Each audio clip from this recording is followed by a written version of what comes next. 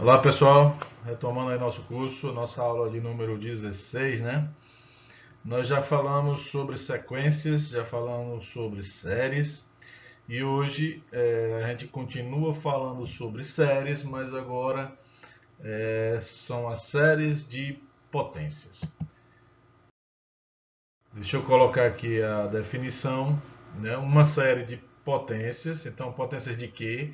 Serão potências de x menos x0. X0 é um ponto específico do nosso interesse. Aí vocês vão ver lá na frente que esse x0 ele é, na maioria das vezes, um ponto onde a nossa equação diferencial apresenta um problema, tá bom?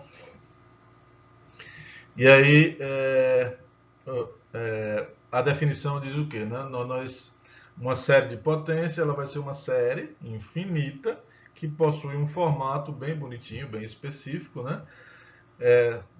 Cada termo é uma potência de x menos x0 acompanhada de um coeficiente. Esse coeficiente é um número real. A notação para ela vai ser essa daí, né? É o somatório com n de 0 a infinito, a índice n, x menos x0 elevado a n. Tá ok?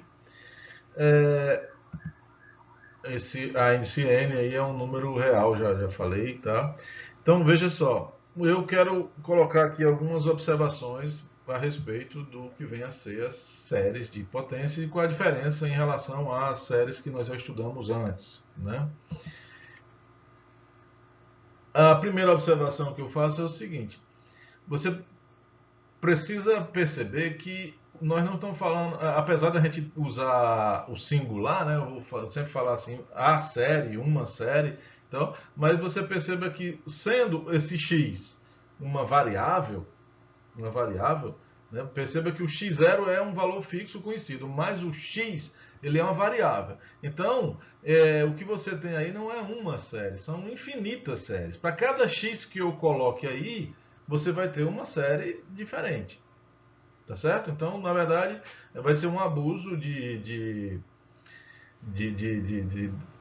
né? Eu estou abusando da paciência de vocês, né? Da capacidade de interpretar, dizer que essa série aí é uma série. Na verdade, são infinitas séries. Aí, uma vez que a gente deu esse nome, né, série de potência, aí você ganha essa liberdade de se referir a ela como se fosse uma única série, né? Mas é uma única série de potência, né? Mas visto como série de números reais, são infinitas, tá ok? E aí, a pergunta que vem a seguir, dada essa observação, é o seguinte: professor, a gente acabou de aprender que as séries podem convergir e podem não convergir.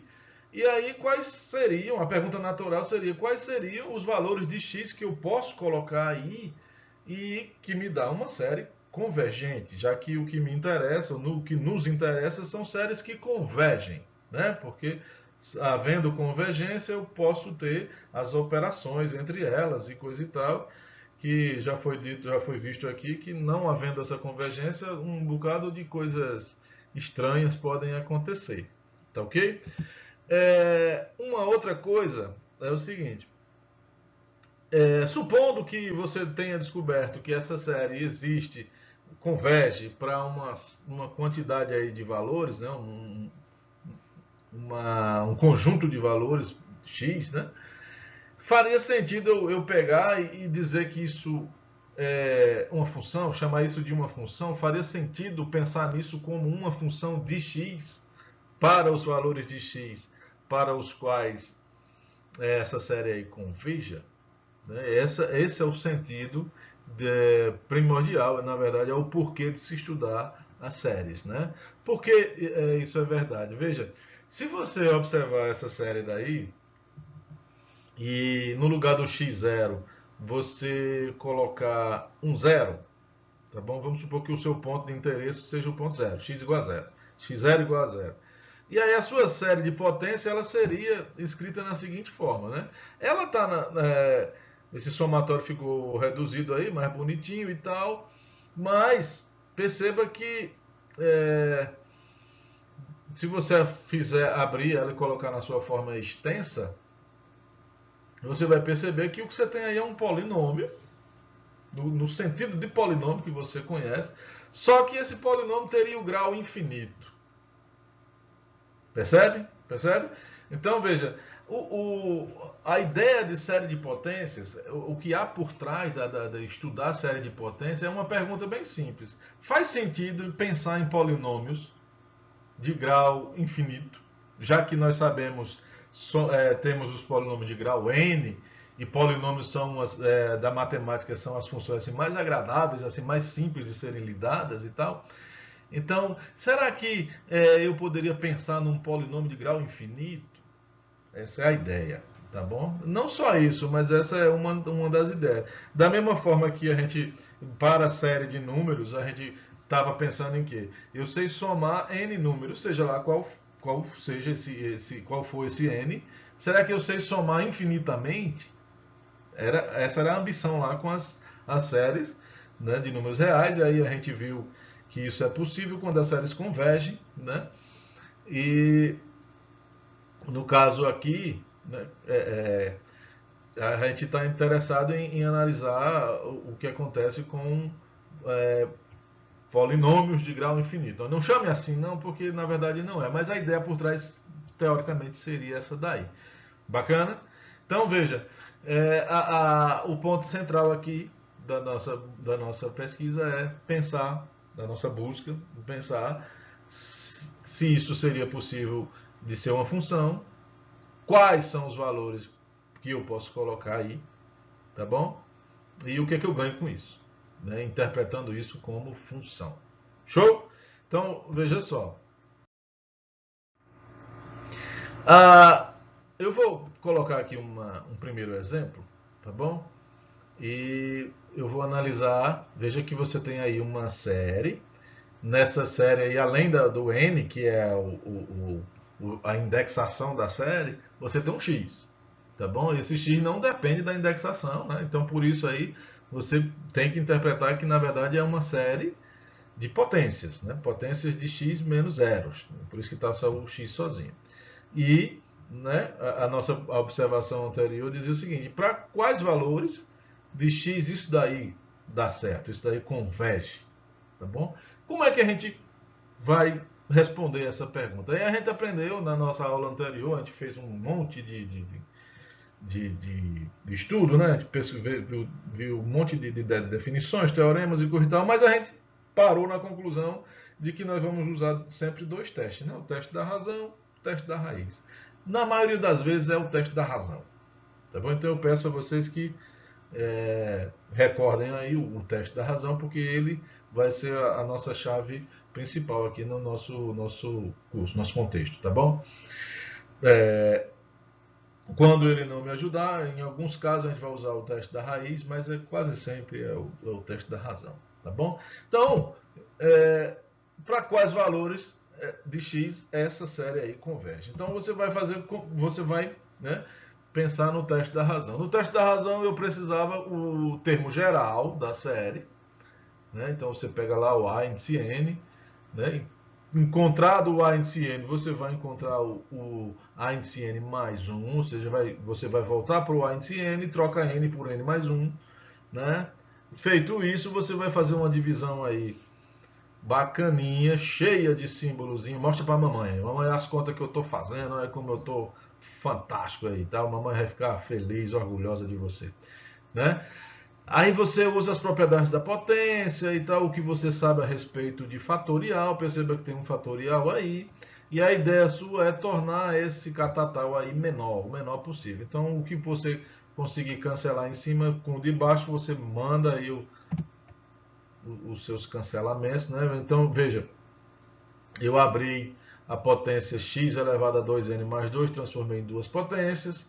O menos 1 elevado a n mais 1 transformei em duas potências. E estou usando o fato de que menos 1 elevado a 1 é menos 1, então ficou só um menos aí.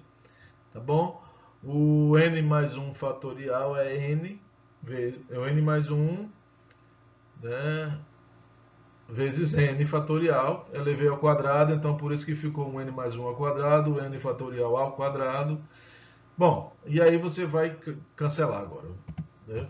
Tenta fazer devagarzinho e né, chega, cancelando tudo direitinho com calma, você vai chegar nessa expressão aí. Tá ok? Aí veja, o que eu devo fazer com esse quociente, né? Você tem que mandar isso para um limite em módulo, né? Eu vejo que eu ainda não passei o módulo, tá? O módulo de menos x ao quadrado vai ficar x ao quadrado.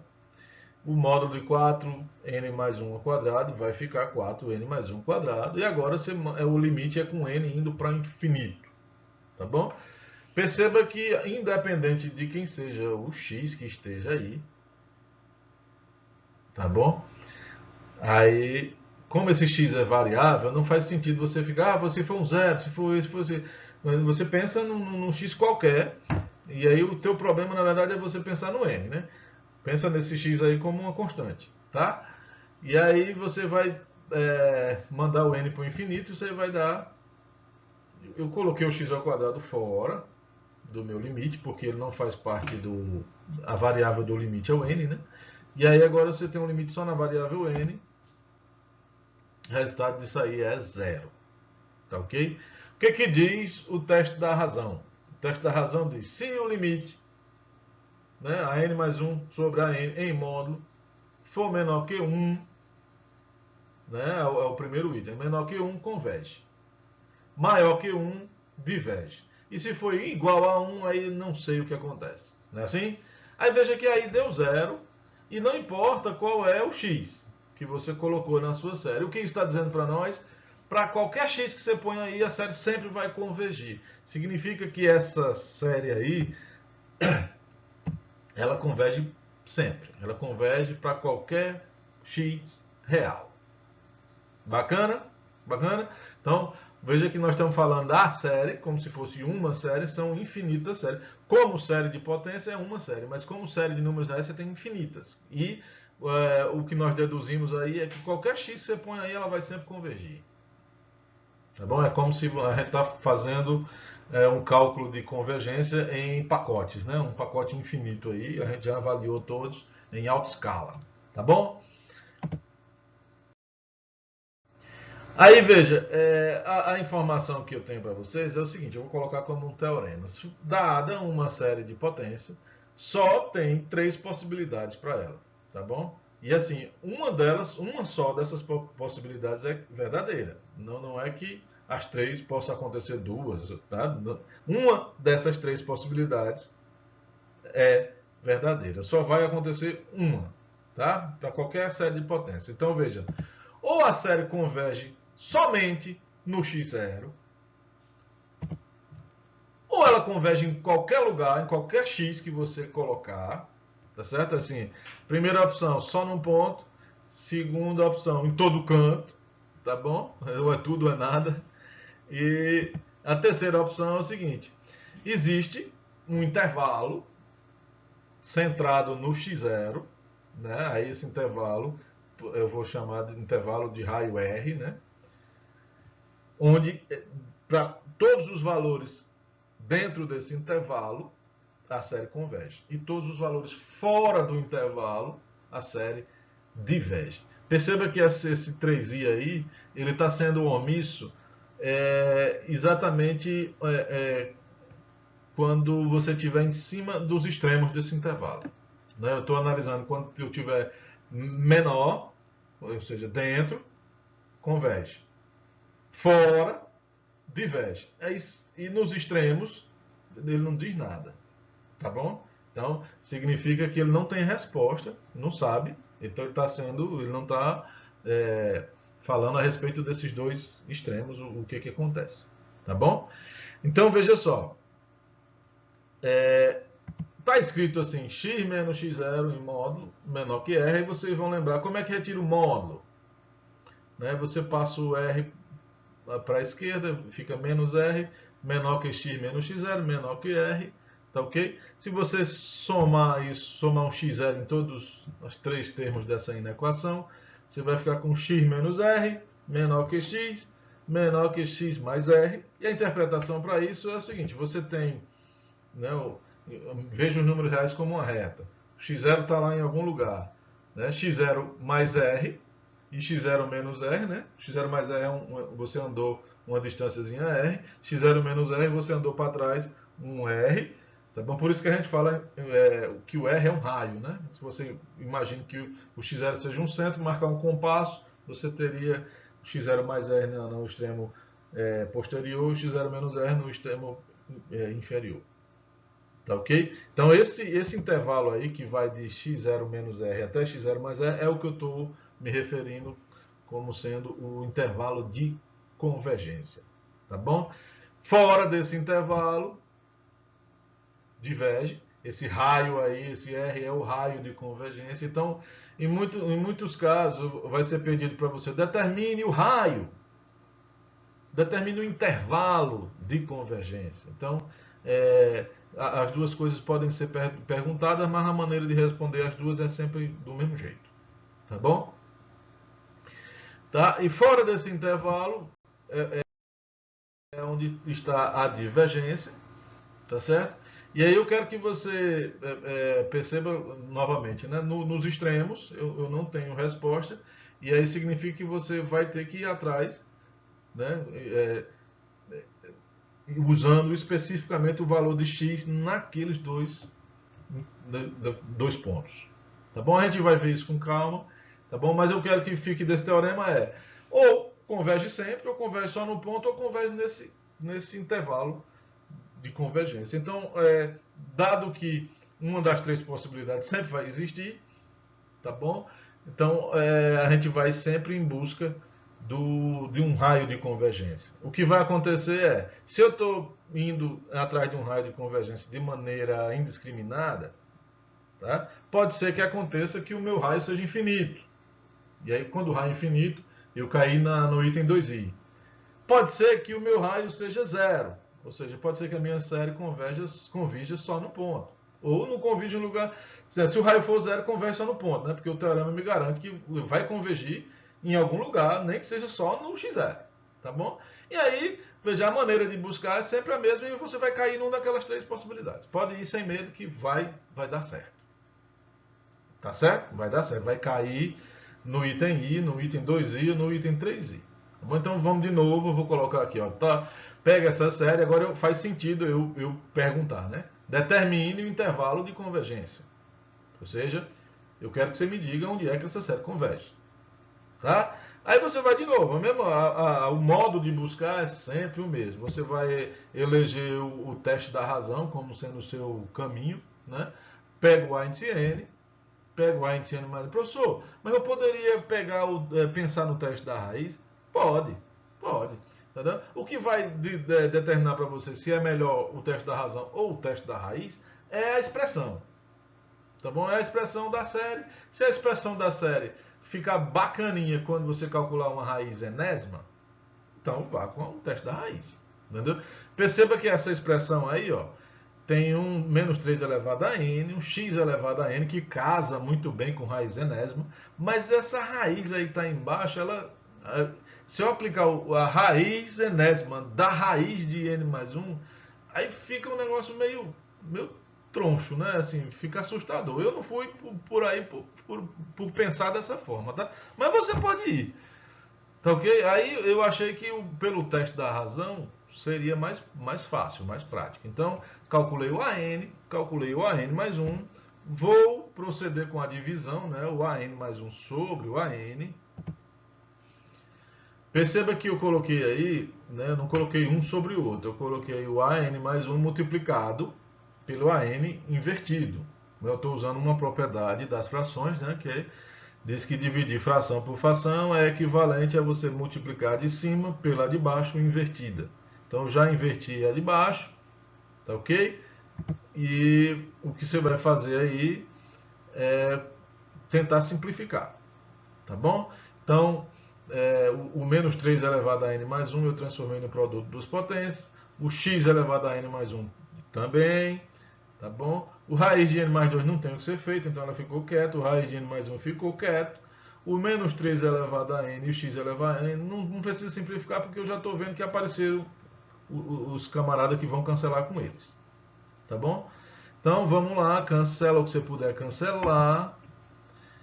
E aí eu coloquei o raiz de n mais 1 e o raiz de n mais 2 numa única fração. Tá bom? Numa única raiz, perdão. Tá ok?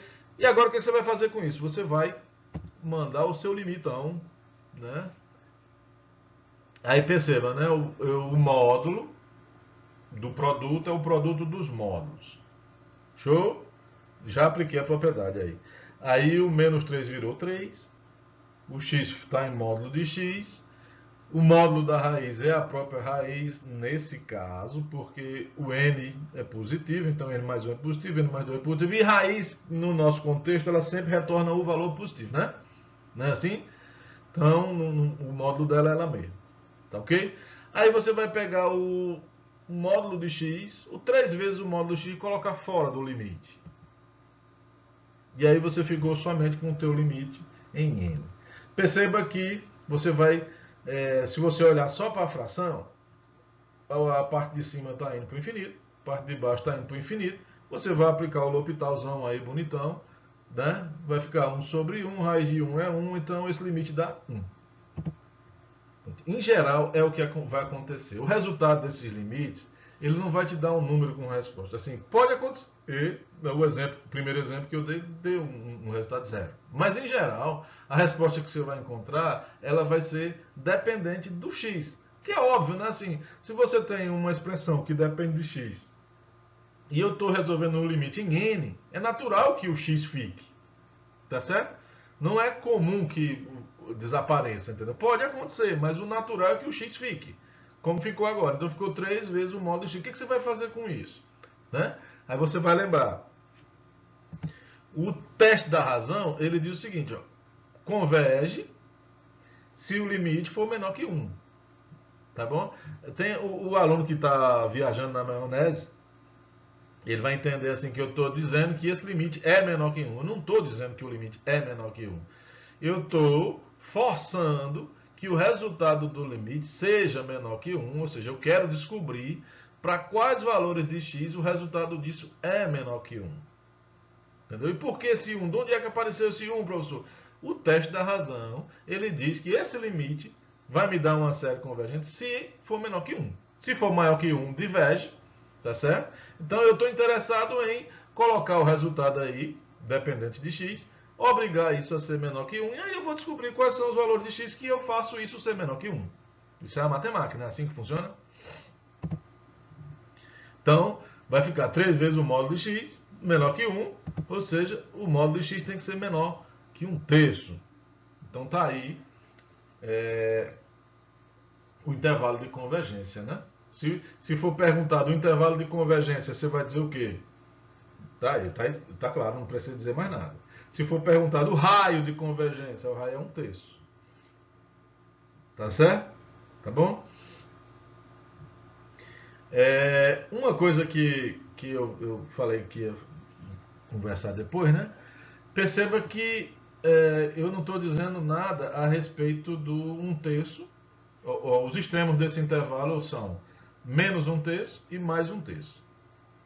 Dentro, todo mundo converge. Fora, diverge. Não é assim?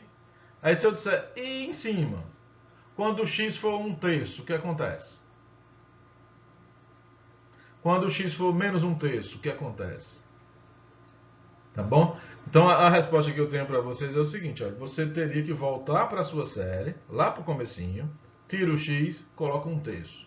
Reescreve a série e você vai aplicar outro teste. Não adianta você ir lá, colocar 1/3 e aplicar o teste da razão novamente, porque o limite vai dar 1. Ela já disse aqui, já está explicado, olha, não adianta você vir com o teste da razão, porque ela não vai resolver, ela não... Aí, como nós só temos 2 testes, se você quiser saber o resultado, o que acontece, se converge ou diverge em cima do 1/3 e em cima do menos 1/3, você tem que reescrever a série para os 2 casos específicos e aplicar outro teste. Aí você pode usar o teste da razão, mas pode ser que o teste da razão fique muito complicado, muito difícil. E aí é por isso que lá no universo das séries existe mais de 10 testes para que você responda esses casos. Aqui, como nós estamos interessados em aprender séries somente para resolver equações diferenciais, Não precisa. Eu vou dispensar vocês. Eu estou interessado nesse intervalo aberto, sem os extremos. Tá bom? Fechou? Não vou perguntar nada a respeito dos extremos. Até porque, lá na frente, a maioria das vezes, esses dois extremos eles vão cair fora, não por conta da série, mas por causa da equação diferencial. A equação diferencial vai eliminar eles dois da nossa brincadeira, então não adianta a gente forçar aqui a nossa capacidade e ir atrás de maneiras de analisar a convergência nos extremos, se provavelmente, na maioria das vezes, os dois extremos estarão fora da brincadeira por conta da equação diferencial. Entenda isso, é por conta da equação diferencial. Então, deixa quieto. O que eu quero de vocês é somente que vocês aprendam dessa forma que está aí. Me deu um intervalo com os extremos abertos, eu não preciso saber a respeito dos extremos, me dê da forma como o teste entrega e estamos resolvido. Tá bom? Então, fica aí a maneira que você vai determinar seu raio de convergência, é sempre esse daí. Tá ok? Então, olha, mais nada a ser dito, você vai agora treinar e fazer exercício, tá bom? Uma coisa que eu preciso falar com vocês, assim, que vai ser útil lá nas equações diferenciais, assim, é a aritmética das séries. Eu, de certa forma, já falei sobre isso um pouquinho, quando eu falei lá do Ramanujan, né? Então, veja, aquilo que o Ramanujan fez, sem saber se convergia, se não convergia, assim, no nosso mundo não pode. Nós temos que saber se converge. Então, suponha que você tem duas séries de potências e essas duas têm o mesmo raio de convergência. Elas convergem no mesmo intervalo. Tá bom? Então, veja, eu posso multiplicar uma delas por uma constante. Tá bom? Então, o que significa multiplicar uma série por uma constante? Você vai multiplicar cada um dos termos por essa constante. É uma distributividade infinita. Então, o que eu estou falando aí é, a distributividade vale? Vale, se for convergente. Tá certo?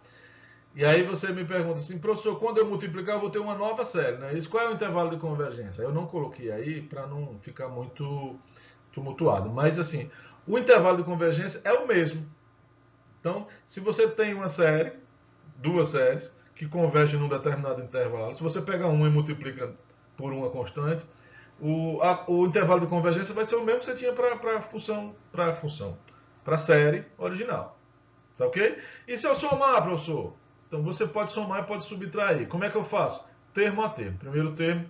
Aí veja, como as séries ela permite que você tenha a noção de grau, né? Cada termo tem um grau. Como é que eu somo? Do mesmo jeito que você fazia com o polinômio. O termo de grau 0 com o termo de grau 0, o de grau 1 com o grau 1, de grau 2 com o grau 2, grau 3 com o grau 3 e assim vai. Grau n com grau n. Tá bom? Subtração, mesma coisa. Legal? Aí a pergunta que a gente tem medo de fazer, né? Professor, eu posso multiplicar uma série por a outra? Pode, tá bom? Pode até dividir. Tá certo? Eu vou fazer. Agora sim, como é que faz isso? Tá? Aí, veja só. Para atiçar aí a curiosidade de vocês, eu peguei duas séries de potências, tá? E aí a pergunta é: calcule a soma? Soma tranquilo. A segunda que é o bicho, né? Calcule o produto, tá bom? Então, vamos com calma. Como é que você faz a soma? A soma, eu já disse, né? Eu vou abrir só para que você tenha noção, né? Peguei a primeira, escrevi os termos dela, tá bom? Peguei a segunda, tá? Os termos, você vai somar termo a termo, tá bom? Termo a termo. Aí não precisa você fazer de maneira explícita, né? O termo N tem uma expressão na primeira série, na outra série também tem uma expressão, é só se somar as duas. Você, de certa forma, somou o primeiro com o primeiro, o segundo com o segundo, o terceiro, e aí vai. Tá? Subtração é a mesma coisa. Show? Ó, para tranquilizar vocês, quando a gente for para as equações diferenciais, a gente só vai precisar somar séries. Tá bom? Somar ou subtrair. E o que é mais bacana assim, em geral você vai somar uma série infinita com uma série finita. Aí, professor, o senhor não conversou com a gente sobre série finita. A série finita é um polinômio. É um polinômio. Então você vai pegar uma série infinita. Quantos termos ela tem? Infinitos. E você vai somar com um polinômio que tem 2 termos, 3 termos. Aí a soma é o seguinte: você vai pegar o termo de grau zero do polinômio e vai somar com o termo de grau zero da série. O termo de grau 1 com o termo de grau 1. O termo de grau 2 com o termo de grau 2. Professor, acabou o meu polinômio. O resto da série fica como estava. Entenderam? É o que vai acontecer. Você não vai ter nem soma de série com série. Você vai ter soma de série com polinômio. É o ponto mais alto da dificuldade que vocês vão ter na aritmética de séries para a resolução de equação diferencial. Professor, não vai cair produto, não? Assim, não é que, vamos dizer, a resolução de equações diferenciais por séries, em algum momento ela demanda produto, de série por série. Só que assim, aqui eu não vou colocar. Não vou colocar nada que exija. Tá? E os métodos que a gente vai ver, em geral, só demanda soma. Não demanda que você saiba multiplicar uma por a outra. Dividir nem se fala. Dividir nem se fala. Então, eu estou colocando aqui a multiplicação, vou colocar ainda, mas é só por uma curiosidade. Porque antes de dar esse curso, eu achava que fazer um produto como esse, e eu já professor, eu achava que fazer um produto desse era impossível. Não tem como você fazer um produto. Por quê? O resultado é esse daí, né? Quando você simplificar a expressão,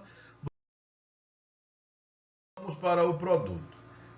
Né? Aí você veja, o que é a primeira, a série x elevado a n sobre raiz de n? Você vai lá e escreve. Como é que você faz esse produto? Me diga. Minha cabeça, né? Eu vou pegar o primeiro termo da primeira série e aí eu vou multiplicar, eu vou fazer a distributividade. Como é que a gente faz com o polinômio, né?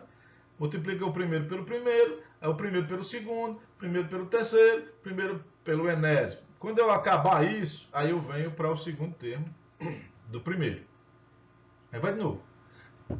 Mas se eu tenho infinitos termos, eu não vou conseguir distribuir o x que está na primeira série pelos os elementos da outra série nunca, porque é infinito.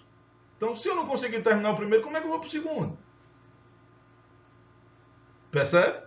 Mas o erro nesse pensamento é o seguinte: você não precisa fazer. Assim, pensar dessa forma está certo? Está certo. Só que é uma forma que não é fatível, né? Não é fatível essa mão. Aí você tem que procurar outra. A minha burrice foi achar que não tivesse outra.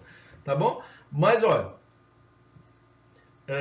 como é que eu faria? Você tem que pensar o seguinte: olha, multiplicação de potências de x por potências de x vai me dar como resultado potências de x. Certo? Não tem como sair um seno, um cosseno daí. O resultado disso aí vai ser potências de x, ou seja, vai ser uma série de potências. Aí, você vai poder ordenar seus termos, os termos dessa série, pelo grau. Então você vai ter, veja, qual é o menor grau, o primeiro termo tem grau 1, não é isso? O menor grau da primeira série. E o menor grau da outra série é 1, 1 e 1. Significa que quando eu fizer o produto, o menor grau vai ser 2. Tá bom? Aí vamos pensar assim: quais são os produtos que eu vou executar aí? Você vai fazer catando, tá bom? Que me dá um termo que tenha grau 2.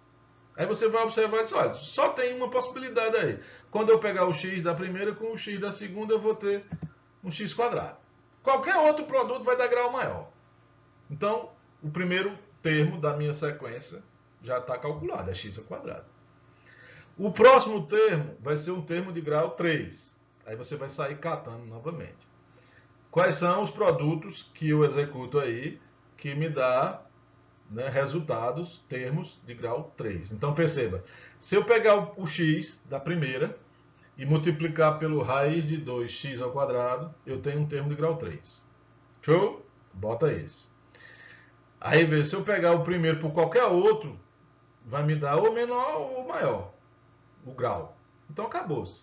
Agora, pega o x ao quadrado, raiz de 2, sobre raiz de 2 na primeira, ou seja, o segundo termo, E veja por quem eu posso multiplicar na segunda, que me dê grau 3 no resultado. Então, o x ao quadrado sobre a raiz de 2, quando eu multiplico ele por x, me dá um monômio, né, de grau 3. Qualquer outro vai me dar um grau maior. Concorda? Então, o termo de grau 2 tem essas duas parcelas aí. Aí você pode continuar a brincadeira. Eu vou atrás agora do termo de grau 3. O termo de grau 3 é o x daqui. Se eu multiplicar... Perdão, eu vou atrás do termo de grau 4. Né?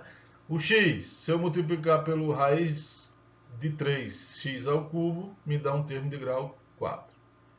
Show? O x quadrado sobre raiz de 2, eu estou olhando o segundo termo, multiplicado pelo raiz de 2x quadrado, me dá um termo de grau 4. O x ao cubo sobre raiz de 3, o terceiro termo da primeira série, multiplicado pelo x na segunda, me dá um termo de grau 4. E só, não tem mais. Então, e assim você vai. Professor, é catastrófico isso, né? É horrível fazer isso, não é legal. E assim, a primeira informação é que você não vai ter uma maneira de ter uma cara, né? Uma expressão que represente a sua série. Você vai ter, eu quero 10 termos dessa série, você vai ter que fazer um por um, um por um, um por um. Isso, em geral, você tem como fazer isso no computador. O algoritmo é fácil. Para mandar o computador fazer, é trivial. E aí você manda ele calcular quando você quiser. Agora, a cara da série, uma expressão, não tem. Não tem. Tá ok? Tá ok? Então fica aí só por curiosidade, tá bom? Dá para multiplicar sim, não é impossível. A parte ruim é que é trabalhoso, a outra parte ruim é que não teremos uma cara. A parte boa é que eu não vou colocar isso para vocês terem que fazer, tá bom? Não vou colocar nenhum exercício nem na prova, nem como exercício, nada que demande fazer esses produtos. No livro tem. No livro tem alguns exercícios lá, se vocês quiserem por curiosidade, manda a brasa lá, tá bom?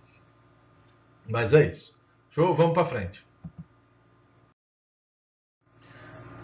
Uma outra coisa que é permitido fazer é o seguinte: se você tem duas séries, novamente a mesma suposição, né? O mesmo raio de convergência, o mesmo intervalo de convergência, eu posso. Eu coloquei duas aí, nem precisava, só precisava de uma. Perdão.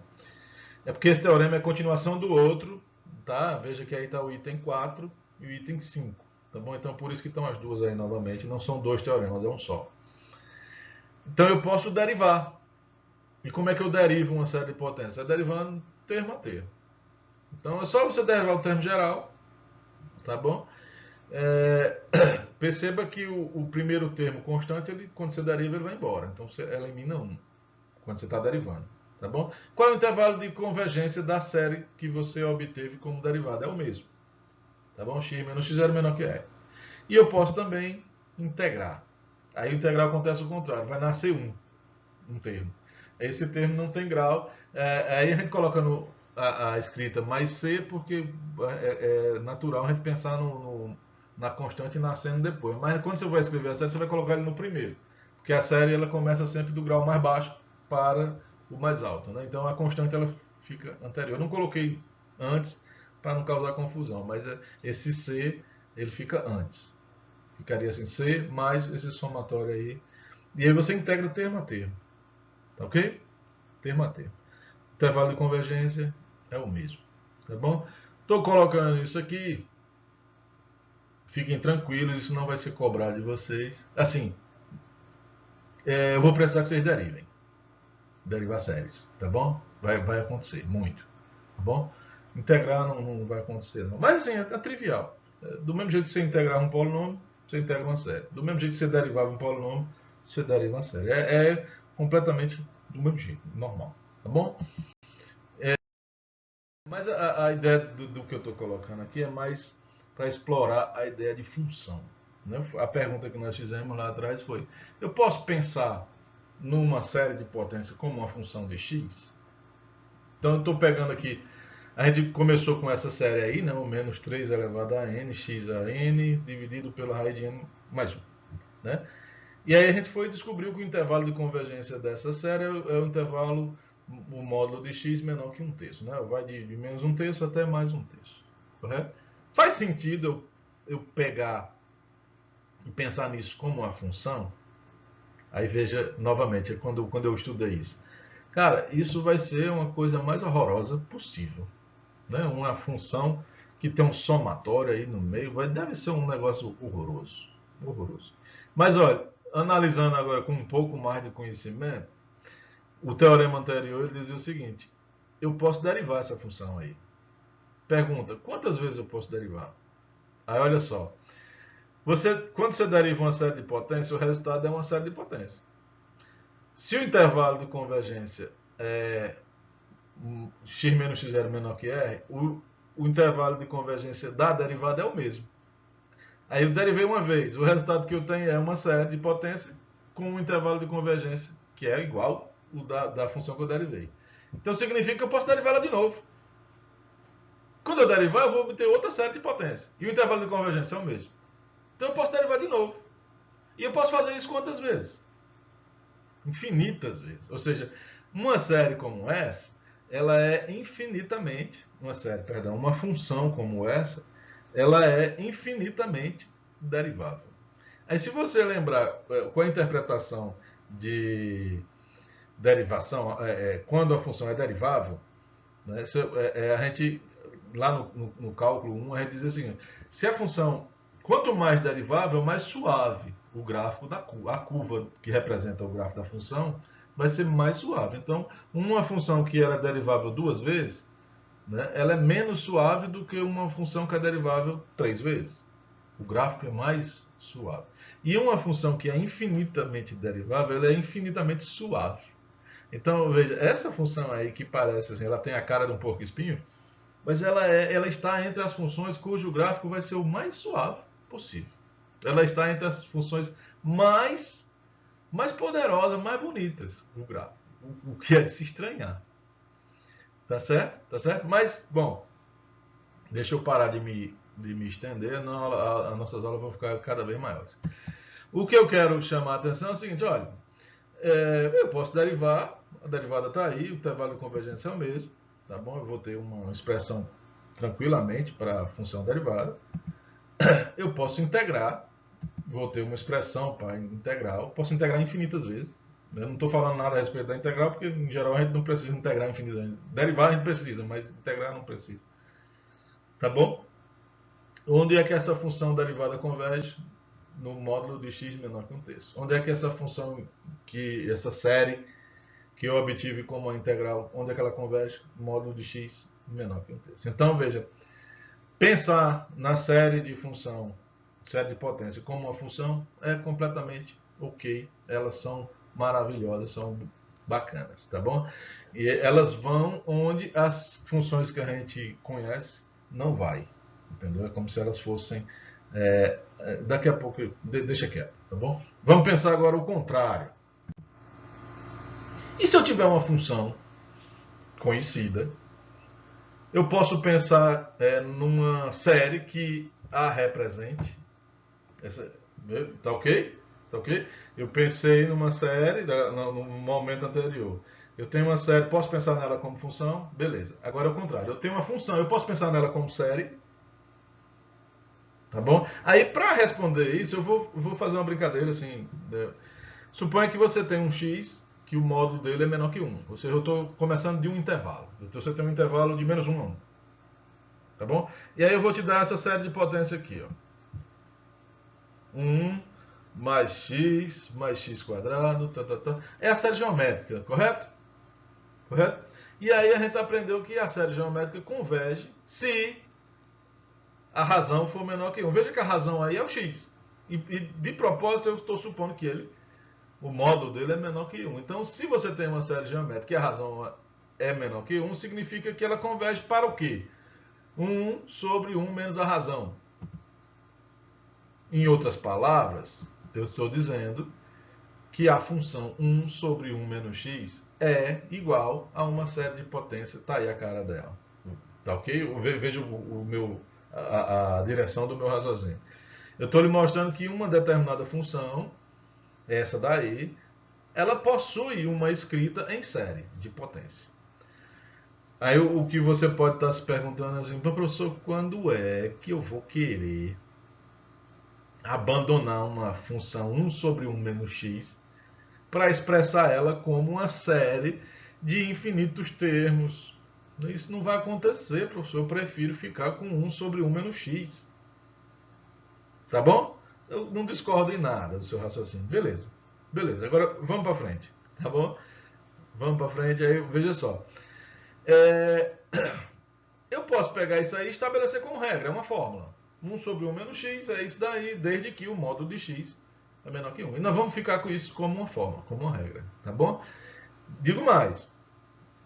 Eu posso pegar essa fórmula aí e trocar o x por menos x. Posso? Veja, se o módulo de x é menor que 1, o módulo de menos x também é menor que 1. Então continua valendo. E aí eu posso sim trocar. Perdão.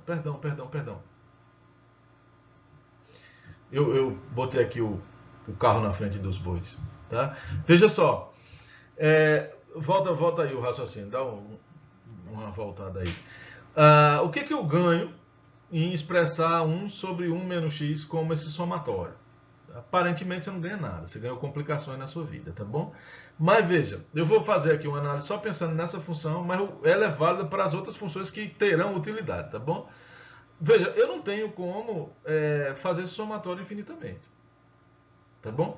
Então você pega o seguinte, olha, eu vou pegar esse somatório e vou fazer ele só até o grau 2, 1 mais x quadrado. Desenho o gráfico de 1 mais x quadrado, tá certo? O que você vai ter é essa linha aí que está desenhada em preto, que está com S2. S2 é a soma até o grau 2, tá bom? A função 1 sobre 1 menos x, o gráfico real dela é essa linha em cor de rosa. Tá um F aí na tela, tá bom? Aí perceba que o S2, o gráfico dele se confunde com o de F e assim, mais próximo do zero. Né? Quanto mais eu me afasto do zero, ele fica mais distante do F, correto? Aí veja, bom, mas eu só somei 3 termos. Se eu somar 5, 1 mais x quadrado, x a terceira, x a quarta, tá bom? Até o x a quinta. Aí você vai ter essa linha em azul ciano aí, tá bom? Perceba que ela se aproximou mais da linha em rosa, né? Certo? E aí, se você for somando cada vez mais, óbvio que você não vai ter. Você vai ter que parar num N, né? No N.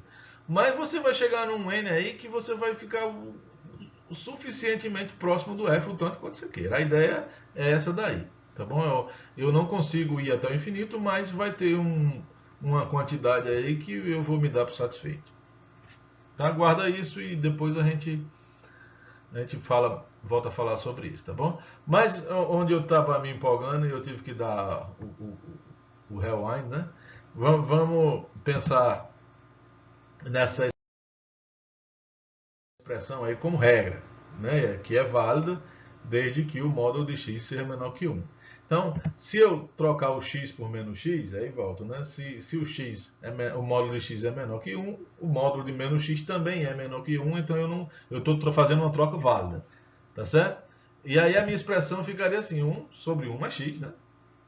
Eu troquei o menos x, o x por menos x, então vai ficar menos com menos dá mais. E no lado da série, vai ficar 1 menos x mais x quadrado, menos x ao cubo, e aí vai. Tá certo? Agora eu tenho duas regras. Vem do mesmo canto, mas eu tenho duas regras. Eu tenho uma expressão para 1 sobre 1 menos x e tenho uma expressão para 1 sobre 1 mais x. Eu estou falando expressão em forma de série de potência. Show? Eu posso fazer, pensando na fórmula de cima, na primeira, trocar o x por x quadrado. Veja, novamente, se o módulo de x é menor que 1, o módulo de x quadrado é menor que 1. Então, fazendo uma troca válida. E aí, a série lá de cima ela vai ficar assim. 1 mais x quadrado, você vai trocar todos os seus x por x quadrado. Vai ficar 1 mais x quadrado mais x a quarta e assim vai. Né? Então, você pode estar pensando, professor, eu estou entendendo aí, mas eu jamais vou querer trocar uma função bonitinha, simplesinha, por uma série. Isso não vai rolar. Não vai rolar. Vou colocar mais um exemplo aí que talvez deixe claro uma coisa. Veja, a gente aprendeu que a derivada de uma série, né, é uma outra série. E eu posso derivar se eu souber que ela converge. Não é assim? Eu vou pegar aqui, ó, o logaritmo de 1 mais x. Calcula a derivada. Aí se você usar o seu conhecimento lá, você vai saber que isso é 1 sobre 1 mais x. Correto? E 1 sobre 1 mais x, aí se eu integrar novamente, né? Aí eu vou ficar com essa expressão aí, o logaritmo de 1 mais x, aí eu integrei a derivada, volta para onde eu estava, né? Vai voltar para o logaritmo de 1 mais x. E do lado direito ficou a integral de 1 sobre 1 mais x dx. Essa integral eu vou trocar o 1 sobre 1 mais x pela série. E vou fazer a integral da série. Quando você fizer a integral da série, aí vai ficar, né? Troca o 1 sobre 1 mais x por 1 menos x mais x quadrado menos x ao cubo e faz a integral termo a termo, você vai chegar nesse somatório aí. Tá certo? Aí, veja, eu agora estou te dando uma expressão em série de potências para o logaritmo. O logaritmo de 1 mais x. Por que eu estou, né, me esticando tanto aqui nesse ponto? Veja, você sabe resolver o logaritmo de alguns números somente em casos onde você saiba transformar isso numa equação exponencial e você sabe igualar os expoentes. Já reparou nisso? Qualquer logaritmo que não caia assim numa base bacaninha, bonitinha, você não sabe calcular esse logaritmo. Aí você vai dizer assim, não, eu jogo na calculadora. E como é que a calculadora resolve isso? Ela tem uma mágica lá que me dá o logaritmo? Tá certo? Não é isso. Então, a calculadora ela tem uma série. Aí, veja, o logaritmo de 1 mais x não tem uma maneira de você calcular. Né? Porque o que a gente aprendeu na escola foi, eu pego o logaritmo, quero calcular o logaritmo de tanto. Aí você iguala uma letrinha, um x, pega a base, transforma ela no, né, passa para o outro lado como exponencial e iguala os expoentes. Mas isso só tem utilidade, né, se eu conseguir colocar tudo na mesma base. Tá certo? O Nepper, ele foi o cara que criou o logaritmo, então, ele para construir sua primeira tabela de logaritmos, com 100 números, 100 logaritmos, ele demorou 20 anos. 20 anos. E um processo que ele teve que dar um baile assim para como é que eu vou calcular isso. Porque nem calculadora tinha. Nem calculadora tinha. E ele fez isso usando cálculos que permitissem 7 casas decimais. Isso, 7 casas decimais corretas. Tá bom? Isso foi a primeira tabela de logaritmo. Aí, e o logaritmo de Nepper não era o logaritmo como a gente conhece hoje. E aí ele conheceu um outro matemático chamado Briggs. E aí o Briggs ofereceu uns consertos lá no logaritmo dele, que é o logaritmo que nós temos hoje. Na verdade, o logaritmo é base 10. E aí o Briggs se encarregou de fazer a próxima tabela. Aí ele fez a próxima tabela, levou 8 anos. 8 anos. Para fazer. E ele fez lá fazendo umas mágicas, assim, eu vou ver se eu escrevo um livro sobre isso. Mas ele fez umas mágicas lá bacana e tal, mas assim, não tinha uma forma de calcular esse negócio. Era um negócio bem mágico mesmo. Usava as propriedades do logaritmo, transformava isso em outras contas envolvendo raiz e tal. E a ideia era transformar isso em operações que a gente sabe fazer. Aí, veja, tá aí, ó, na sua frente, o logaritmo de 1 mais x, você pega o x, aí você vai fazendo essas potências aí. Aí me diga, fazer potência você sabe? Potência de x? É ridículo, né? Fazer potência de x. Então, isso aí responde assim, como é que a calculadora trabalha?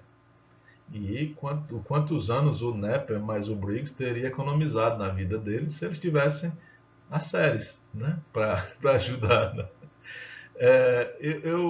Eu ouso dizer assim, eu acho que as séries existiam, as séries de potência, eles não tinham conhecimento delas. Tá certo? Aí, veja, suponha que você queira calcular o logaritmo de, sei lá, de 5. o ln, né, logaritmo natural de 5. Então você vai pegar aí, o teu x é 4. Então você vai pegar e usar essa série aí, né, com 4. Mas professor, eu não sei fazer uma soma infinita. Não precisa, cara. Não precisa. Você vai somar. Como é que a calculadora sua trabalha? Ela tem 10 casas decimais corretas, não é isso? Então ela tem essa série lá implementada na memóriazinha dela. Só que ela trabalha de que forma? Quantos números ela vai somar? Eu vou somar uma quantidade, quantos termos eu vou usar, até que a 10ª casa decimal não mude mais.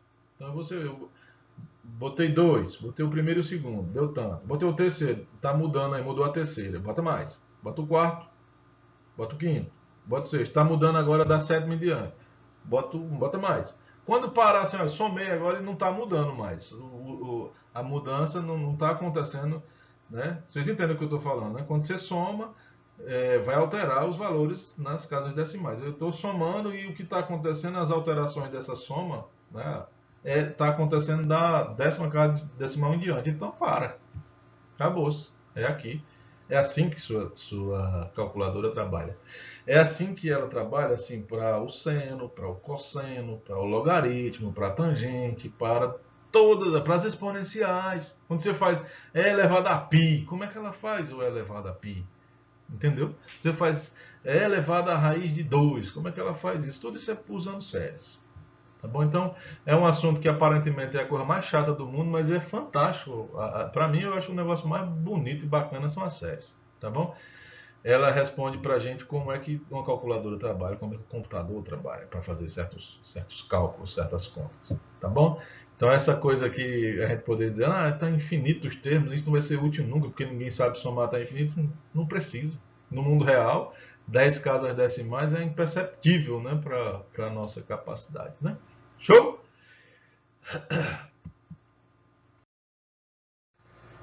Professor, o senhor fez um negócio aí que parecia um malabarismo, né? Para encontrar a série que representa uma determinada função, né? E a pergunta que se faz é assim, como é que eu vou fazer isso? Eu vou ter que fazer dessa forma, né? O malabarismo que o senhor fez para encontrar o logaritmo de 1 mais x não serve para encontrar o seno, não serve para encontrar a série que representa o cosseno. E assim, cada uma teria o seu malabarismo. Né? E isso é extremamente, né, ruim, né? Que tenha que haver uma genialidade para cada uma dessas coisas. Né? Aí veio um cara que ele se fez essa pergunta, né? Teria como a gente descobrir um processo, né? Dado uma função que eu saiba ser diferenciável n vezes, né? Eu poderia representar essa função como uma série de potências aí, e coloca a série de potências, ou seja, essa pergunta estabelece o seguinte: quem são esses A's, os coeficientes da série? Se eu souber encontrar esses coeficientes, então eu saberia dizer quem é a série. Né? Então ele colocou o problema, né? E tentou encontrar uma resposta para isso daí. Aí veja, o pensamento dele foi o seguinte: suponha que seja possível, né? Então a série teria essa cara aí, e eu não sei quem são o A0, A1, A2, mas escreve, coloca o A0, A1, A2, mesmo sem a gente saber quem são. Se isso for possível, tá? A derivada é deriva de todos os termos, tá certo? A derivada segunda, novamente, deriva todos os termos. E aí ele foi seguindo esse processo, né? Em sala de aula eu ia demorar uma eternidade para fazer isso aí, mas vocês deem pausa. O que eu estou fazendo é derivar termo a termo, tá bom? Não tem nada de mágico aí, é simples. Tá bom? E aí ele observou o seguinte, né? Depois que ele fez algumas derivadas, 5, 6 e tal, ele fez a seguinte observação: se eu vier na primeira e trocar e substituir o x por x0, né? A série foi desenvolvida em torno do x0. Agora eu vou calcular a derivada no x0. Então você pega a expressão e substitui o x0. Aí ele observou o seguinte: olha, todos os termos, a partir do segundo, dá tudo zero. Eu vou ficar só com o primeiro, que nesse caso é o A1. Se eu fizer essa mesma coisa na derivada segunda, todo mundo vai zerar a partir do segundo termo. E aí eu vou ficar com 2 a 2. Faz isso com o terceiro, faz isso com o quarto. Ele saiu fazendo isso com todos. Tá certo? Perceba que esse número que acompanha o coeficiente, né? Ele é justamente o fatorial do n, né? Da derivada do n, que representa a ordem da derivada. Então, na derivada segunda tem um 2, na derivada terceira tem um 6, que na verdade é 3 fatorial, na derivada quarta é um 24, que na verdade é o 4 fatorial, e assim sucessivamente, tá bom? Perceba que vale para a primeira derivada. Aí ele observou também assim, se eu voltar na função, eu posso também, eu vou substituir no x0, deu a zero. Então, se você entender que 1 fatorial é 1, então vale para a derivada também. E se você entender que 0 fatorial é 1, vale para o f de x0 por a0 também. Tá certo? Então ele descobriu o quê? Né? Isso aí tudo é verdade, significa que o a0 é o f de x0. Veja, eu conheço a função, eu não conheço os coeficientes. Correto? Então, se eu conheço a função, o a0 é só pegar o f e substituir no x0. O a1 pega a derivada, eu não sei qual é a função, eu não sei derivar ela. Então, o a1 é o f de a derivada de f no x0. O a2, o a3, o a4, eu sei fazer isso para n.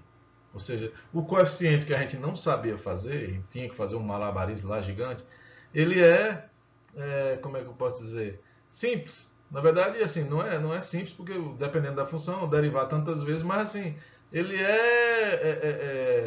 há uma sistemática para encontrar ele. Há um algoritmo, tá bom? E aí ele foi lá e calculou, né, substituiu na série, né? Na série de potência, né? Primeiro tirou os coeficientes e colocou o resultado que ele encontrou. Certo? Aí a escrita disso da forma reduzida, né? É fn de x0, né? A derivada enésima de x0, dividido por n fatorial, x menos x0 elevado a n. E essa maneira de escrever, perceba que toda função, aí veja, isso vai ter um intervalo de convergência que precisa ser calculado. Tá bom? Tá bom? Onde é que isso é válido? Né? Em algumas funções, você vai ter um intervalo que vale para todo número real. Em algumas outras você vai ter só vale aqui nesse trecho. Tá bom? Isso tem que ser analisado. E aí surge um teorema. Né? O nome da série de potência escrita nessa forma chama série de Taylor. Né? E aí o teorema diz o seguinte: olha, suponha que eu saiba que a função é derivável n mais uma vez. Se isso for verdade, a minha função ela tem uma escrita nesse modelo aí. Perceba que ela só está indo até n termos. Aí mais uma função Rn, que ele está chamando aí. Esse Rn é o resto, né? Tem uma expressão, tá? Mas veja, se eu souber que a função que eu tenho em mãos ela é derivável infinitas vezes, como é o caso do seno, como é o caso do cosseno, como é o caso da exponencial, entendeu? Então, significa que a quantidade de termos que eu terei na minha série será infinita. E esse Rn não terá, ele será zero. Que é o que nós estávamos fazendo até agora. Então, esse teorema assim, ele é mais poderoso do que o que a gente precisa. Ele consegue me dar uma expansão em série de Taylor, que como a gente se refere, tá certo? Mais um resto. Eu consigo derivar só n mais uma vez. Então, você tem uma expressão com n termos, mais um resto. Tá bom? E ele ainda dá a cara desse resto, ele só não sabe dizer. Veja que esse resto ele precisa de uma variável que esse que está entre x e o x0, e aí ele não sabe dizer quem é. Isso seria fantástico se a gente soubesse quem é esse que, porque aí você teria a maneira de dizer, olha, esse resto é o erro na aproximação, entendeu? Então, se você usou 10 termos para aproximar uma série, você tem um erro, ele já te daria o erro. Então, se o seu erro é só acrescentar o valor do erro, tá? Não teria mais erro. Tá bom? uma última observação que eu faço é o seguinte: se você trocar o x0 por 0, a série de Taylor ela fica escrita somente como essa coisa que está aí, que é o que eu chamei, que é o polinômio de grau infinito, né? O polinômio é a generalização de polinômio, né? Então ganha o nome de série de Maclaurin. E aí uma coisa que, novamente, eu acho que é por isso que eu estou perdendo tanto tempo. Eu estou demorando tanto para dar as aulas. Eu estou aprendendo como nunca, sabe assim. Eu me empolgo com aquilo que eu ensino e fico querendo saber mais. E aí eu quero falar mais e aí acabo, né, coisas que poderia ir direto e reto sem perder muito tempo, eu fico me alongando, né, porque eu acho isso bacana. E aí, veja, a série escrita na forma inicial ganha o nome de série de Taylor. Se você trocar o x0 por 0, ganha o nome de série Maclaurin, tá certo? E aí descobri agora há pouco que nem a série de Taylor é de Taylor, nem a série de McLaren é de McLaren. Oh meu Deus. E aí adivinha de quem? Quem foi o cara que fez essa brincadeira aí? Newton. Newton é o cara, meu Deus do céu. Quem fez essa sistemática, quem estudou e quem desenvolveu foi Newton. Newton. Aí por que ficou conhecido como série de Taylor? Porque Taylor pegou isso daí e deu uso, ele estudava, se eu não me engano, era alguma coisa relacionada ao magnetismo, se eu não estou enganado. E usou. Né? Ou foi resolução de séries mesmo, não sei. Ou resolução de equações diferenciais, mas ele popularizou. Ele trouxe uma ideia que não era dele e usou em alguma outra coisa. E aí ganhou o nome de série de Taylor. A mesma coisa para o McLaren. O McLaren tinha um trabalho também em outra coisa. E aí ele usou centrada no zero, né, com x0 igual a zero, e popularizou essas séries centradas no zero, ganhou o nome de série de McLaren, porque, novamente, ele usou. Não foi ele que desenvolveu. E aí, como o Taylor deu andamento, ficou como série de Taylor, como o McLaren deu andamento, ficou como série de McLaren. Mas essas duas brincadeiras aí se devem ao Newton. E por aqui eu me despeço. Fiquem todos com Jesus, um grande abraço e perdoe aí pelas demoras. Eu estou me esforçando ao máximo para desenlinhar esse novelo, né? Nós vamos conseguir. Tenhamos fé. Fiquem todos com Jesus.